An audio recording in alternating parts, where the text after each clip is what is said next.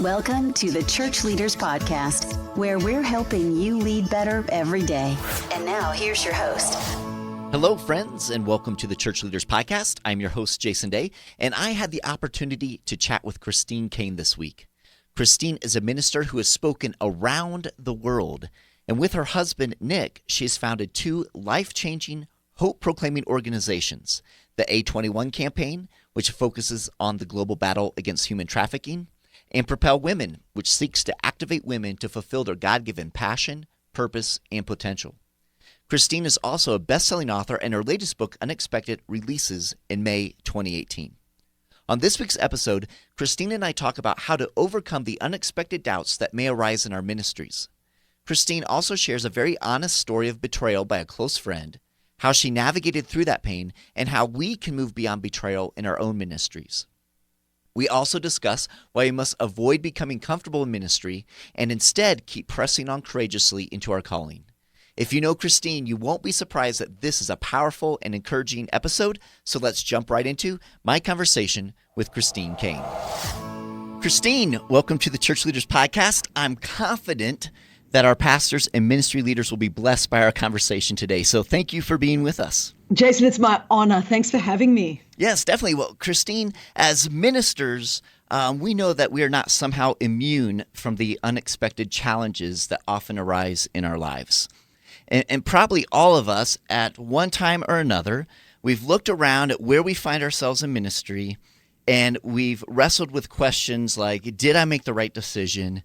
Did I miss something along the way? Am I really making a difference? Can you share with us a time in your ministry when you struggled through some of these doubts and unexpected realities?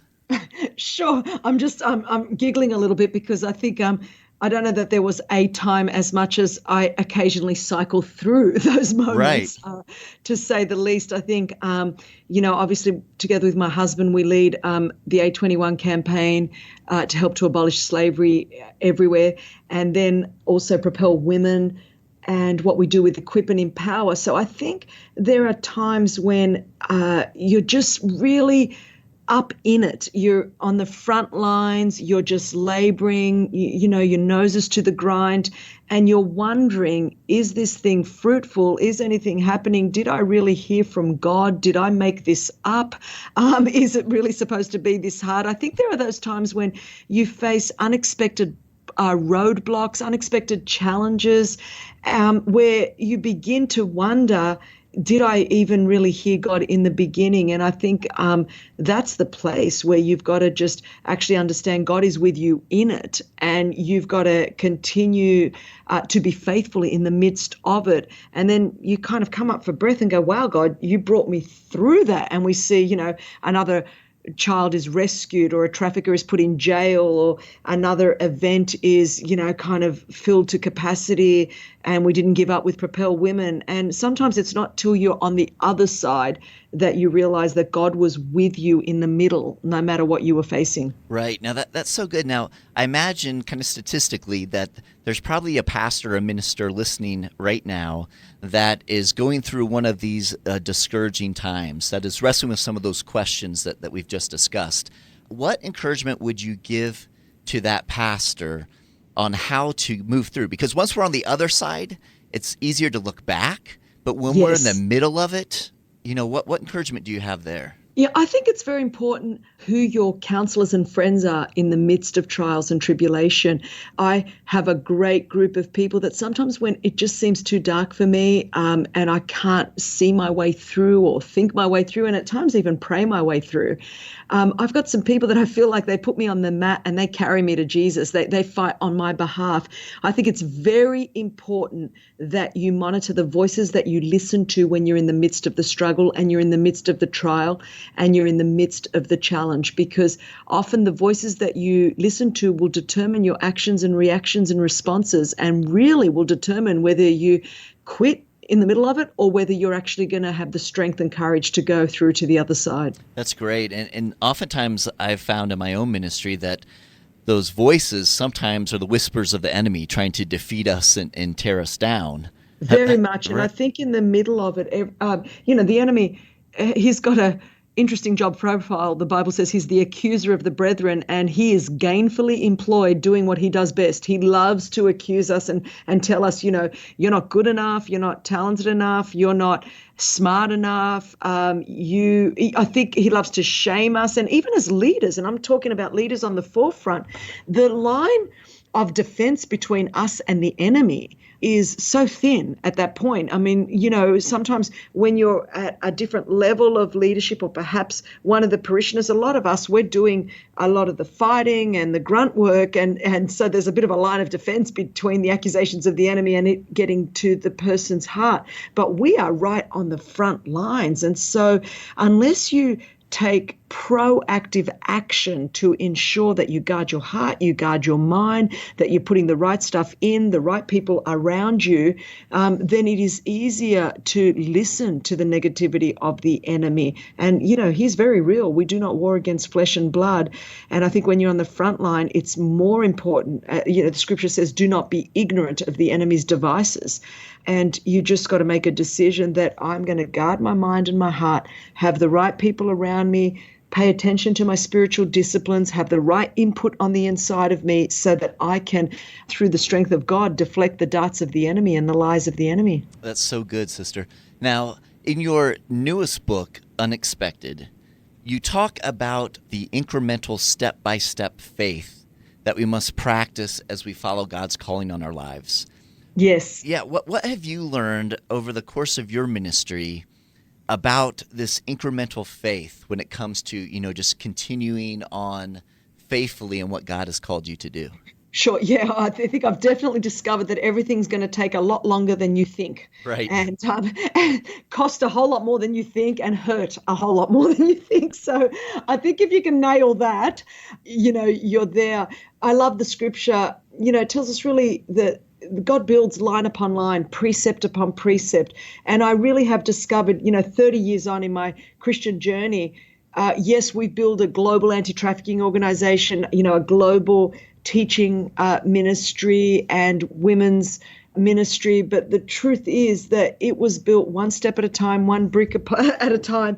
And even when the Lord brought the children of Israel out of Egypt and to take them into the promised land, the Bible says he took them the long way around through the wilderness, and little by little he gave them the land. And I think sometimes we end up being disappointed with God because we expect from God what he never promised. And we think because of the instant generation that we live in, that God's instantly going to take us into our promised land, that we are instantly going to fulfill our dreams, that it's going to be easy. And yet there's no promise of that in Scripture, because God prepares us while he prepares the thing that he's prepared for us. So it often comes the long way around, because that's where our sanctification happens. That's where our spiritual muscles are developed. That's where our character is developed. And so most things will happen the long way around and little by little, because we are nowhere near as ready for the things that we think we're ready for. Right. Although we might, I think, so God has to prepare us for the thing that he's already prepared for us. And I think that's what happens in the step-by-step process. You learn to trust God more.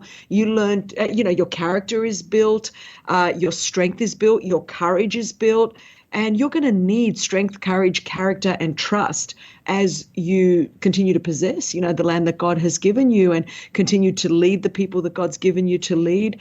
And so all the time, it's not that God has forgotten us. God is actually preparing us, and the preparation is in the long way around. Right. I think back to my earlier days in ministry, and I really struggled with waiting on God. I thought, come on, God, I'm all in. Just kick those doors open and let's just take it. And I realized as I matured and as I grew in my faith that it wasn't so much that I was waiting on God, but just as you said, it was during those times when God was actually preparing me, because I was in no way ready for what he had in store for me. I think it's like that. I've got a 16-year-old daughter at the moment, and she feels so ready to drive. I mean, she just wants to drive down the 405 in LA, and kind of like. And I'm like, you know what? How about we go online first and start doing your driver's ed on Right. And I think that's what happens to a lot of us. It's like we want to go charge the hill. We feel like perhaps we've been in a heightened spiritual environment or a camp or a youth conference, and we're like, yes, I'm going to be the next Billy Graham, and off we go. And then God's like, how about we just start right here? And I think that's what I've discovered. I'm grateful for it now, although I have to admit I was probably frustrated many times on the journey. There's no doubt about it. As ministers, many times we are rocked by unexpected events in our lives. And maybe it's betrayal, maybe it's some sort of disillusionment or disappointment. And I know you touch on this in your newest book, Unexpected, but what encouragement do you have specifically for pastors who have their lives have been shaken by an unexpected event or unexpected news? Absolutely. I think it's a great question, Jason, and I dedicated a whole chapter to something that happened to me recently. And I felt it would help a lot of people. Very painful to write. But, I've had so many different things in my life. I was left in a hospital, unnamed and unwanted, when I was born. I was sexually abused for 12 years. I found out at 33 that I was adopted. I had a cancer diagnosis, when I was in my late 40s. My mother died the night I was sort of celebrating my 50th birthday party just, a year and a half ago. So I've had a lot of unexpected things happen. But the thing that in recent history has shaken me the most was just an unexpected betrayal from a close ministry friend. And I think that is really going to speak to a lot of ministers and leaders because, it's very challenging to remain thick-skinned and tender-hearted. And I'm a very loyal person, and I love to build bridges across denominations and with people in ministry, and I love doing life with people. And the thing is that, 51 and a half years old, I was not expecting to really be hurt and betrayed in the way that I was by someone that I loved very, very dearly. And it really rocked me. I mean, I'm not even sure that I thought something could rock me so dramatically in the way that this did. And it just came on the back of my mum's passing and just a few other personal disappointments. And I think if we're not careful in those moments, we can harden our heart and we can get stuck. And really, I wrote Unexpected to help people get unstuck and not stay stuck, but to choose to continue to move forward in faith. And I remember going to see a counselor because I just really couldn't reconcile what had happened. And I think David writes in the Psalms, he says, if my enemies treated me this way, I could have handled it. But when it was, a beloved friend that I used to go up into the house of the Lord with, I just don't know what to do with that, the pain of that, the betrayal of that. And I think anyone that's a minister that does life with people, that loves people, that shepherds people, that builds ministries with people, we always risk being betrayed, being hurt, being misunderstood. I mean, you can insert whatever word there. And the temptation would be that we pull back and we withhold our love and our heart from people. And we could be going through the motions of ministry, but not really trusting or loving or serving people with a wholehearted heart. And I think I really faced that crossroads, towards the middle of last year, where I thought, wow. And it was so deeply painful. For a few days, I didn't even know if I was going to. I felt kicked in the guts. I love how Eugene Peterson translates one of the Psalms, that he says, when you've been kicked in the gut and can't catch your breath, God is right there. And I thought someone has to be very, very close to you to get close enough to kick you in the gut. And I think I had to really reflect on the story of Jesus and obviously Judas, and just the fact that Jesus still served him the Last Supper, knowing he would betray him.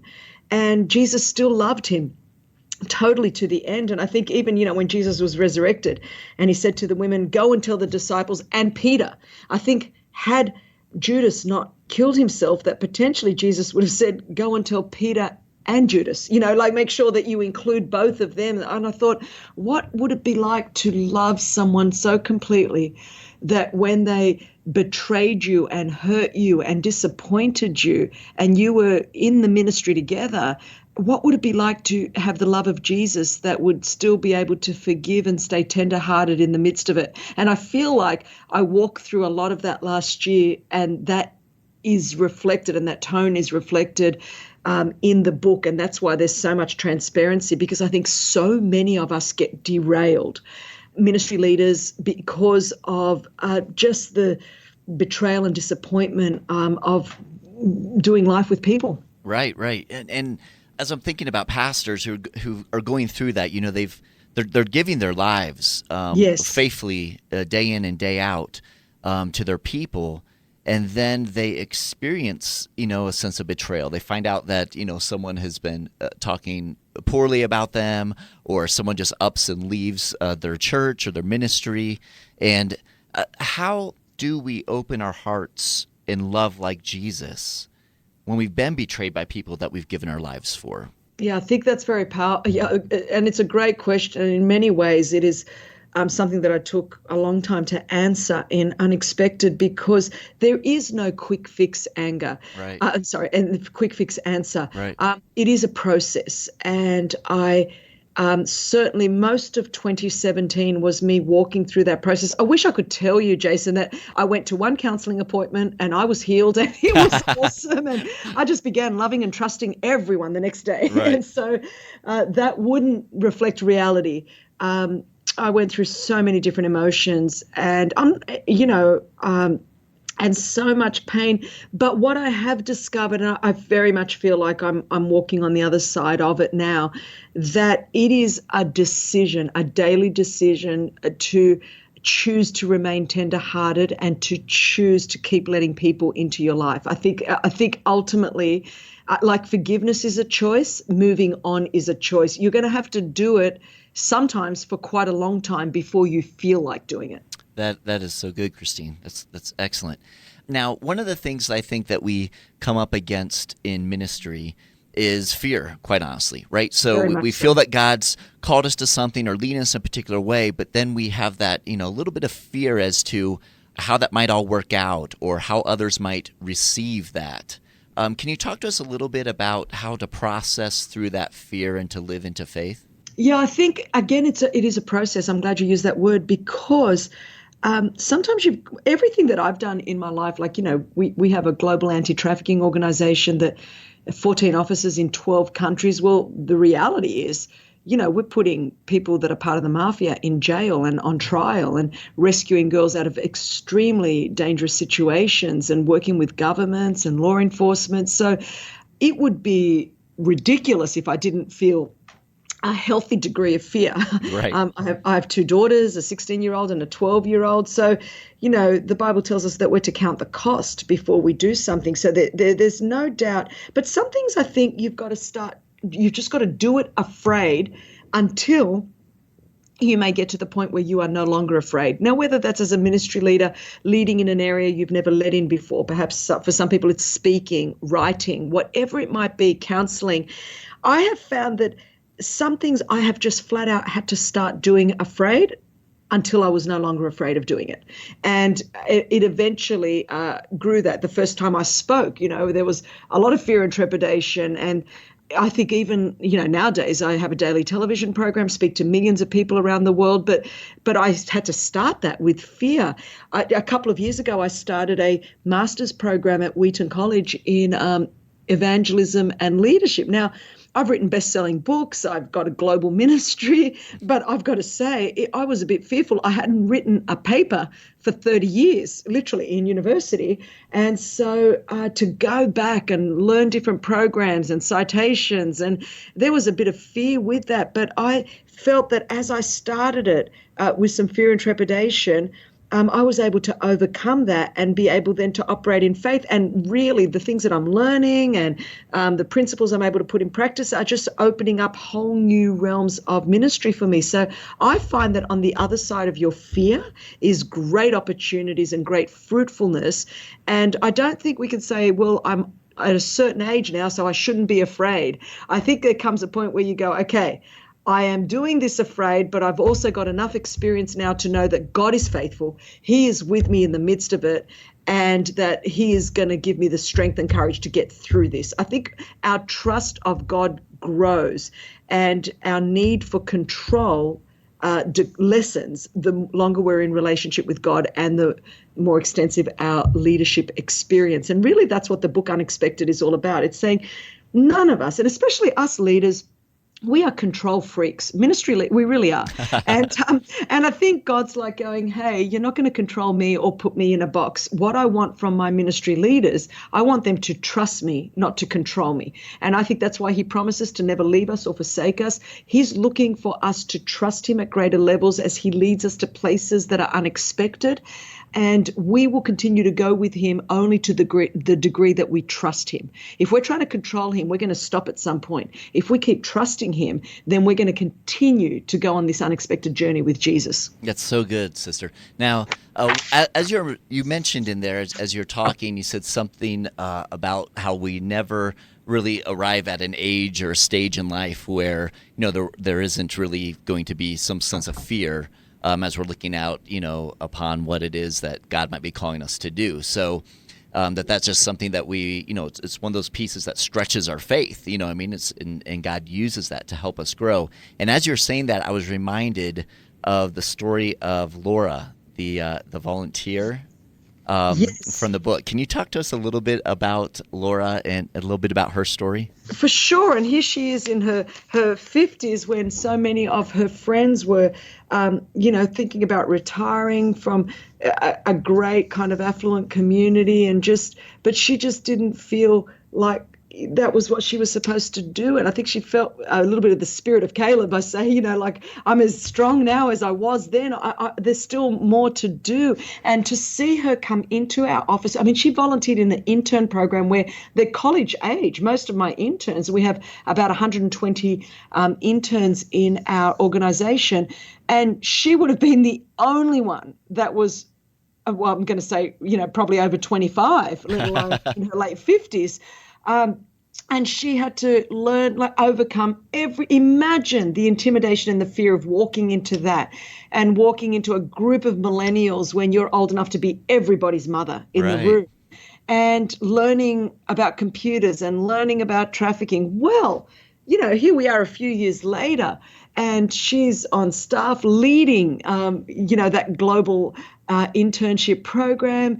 And she's exactly what we needed, a mother to the team, and she has never, she's learnt about all the technology and what to do, but I think she would have missed all of the blessing and all of the fruit in this latest season of life if she had have given herself over to fear and intimidation. Yeah, I love that story so much out of the book, and it just kind of is one of those stories that just kind of puts a face to that whole idea of risk and how there are times that God asks us to risk and asks us to step into the uncomfortable. In fact, that's where God does, his best work in our lives, when we're willing to be uncomfortable for the kingdom and just trust him, because that puts us in that place where we have to trust him, right? Absolutely. And there's no choice. And I think sometimes as ministry leaders, we actually have not been in a place of faith or trust in God for a long time. We can manage our schedules. We can control our environment.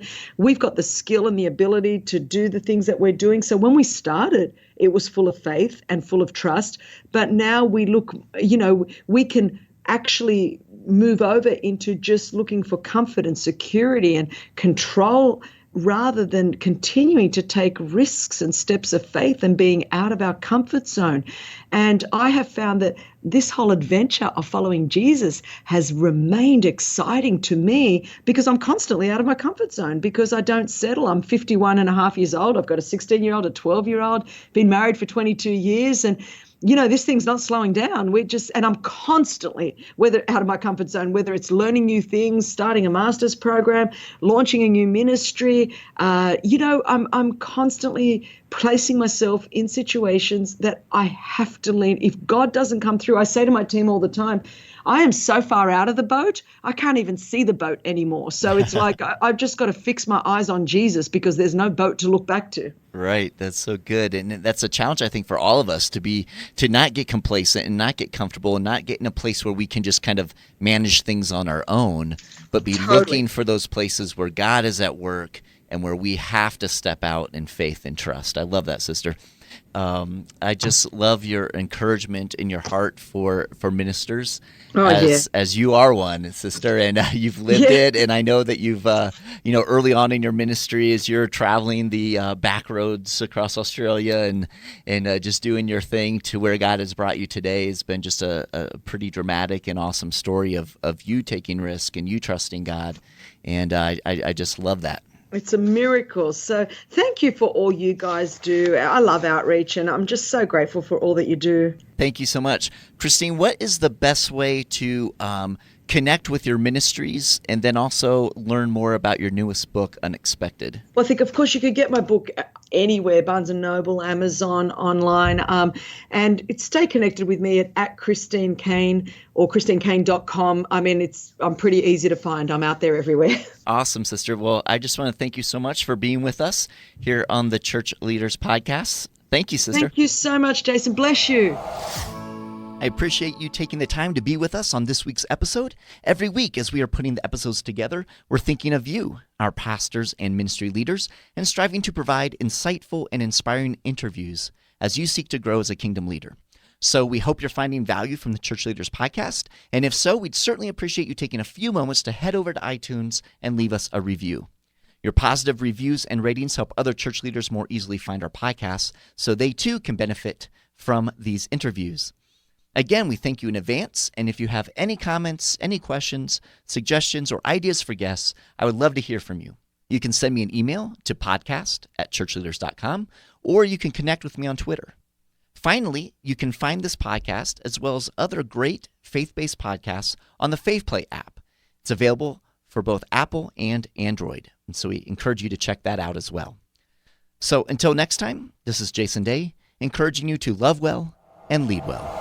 You've been listening to the Church Leaders Podcast. For articles, videos, and free resources that will help you lead better every day, visit our website, ChurchLeaders.com. Thanks for listening.